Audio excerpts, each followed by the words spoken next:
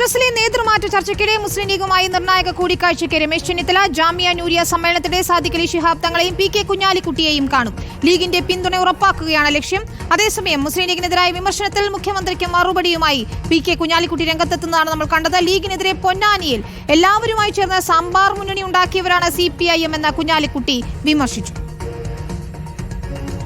താന്നൂരില് മുഖ്യമന്ത്രിയുടെ വാക്ക് അറം പറ്റിയ പോലെയാണ്. കാരണം 2 ദിവസം മുമ്പ് താന്നൂർ MLA പറഞ്ഞിരുന്നു, ലീഗിനെതിരായി ഞങ്ങൾ എല്ലാവരുമായിട്ടും കൂട്ടുകൂടിയിട്ടുണ്ട്.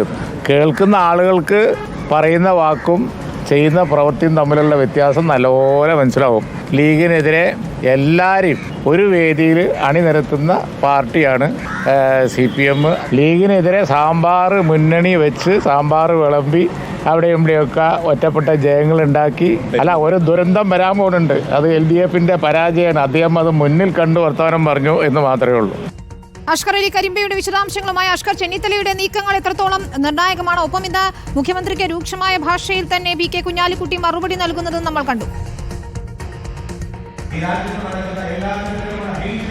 വിനിത, അല്പസമയത്തിനും തന്നെ പട്ടിക്കാട് ജാമിയ നൂരിയയിലേക്ക് വേദിയിലേക്ക് രമേശ് ചെന്നിത്തല എത്തും.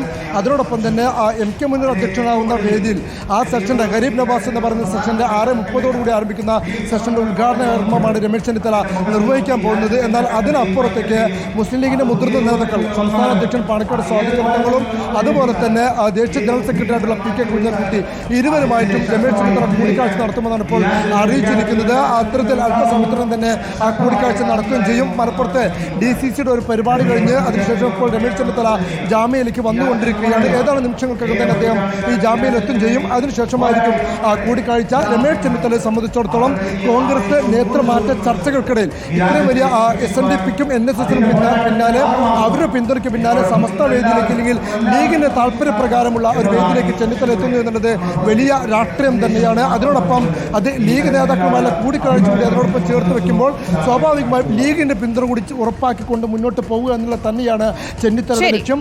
അതിനോടൊപ്പം തന്നെയാണ് ഇന്ന് മാധ്യമങ്ങളെ കണ്ടപ്പോൾ പി കെ കുഞ്ഞാലിക്കുട്ടി മുഖ്യമന്ത്രിക്കെതിരെ രൂക്ഷ മറുപടി നൽകിയത്. താനൂരിൽ നടത്തിയ പ്രസ്താവനയ്ക്ക് CPMന്റെ മലപ്പുറം ജില്ലാ സമ്മേളനത്തിൽ നടത്തിയ പ്രസ്താവനയ്ക്കാണ് മുഖ്യമന്ത്രി രൂക്ഷമായ ഭാഷയിൽ മറുപടി നൽകിയത്.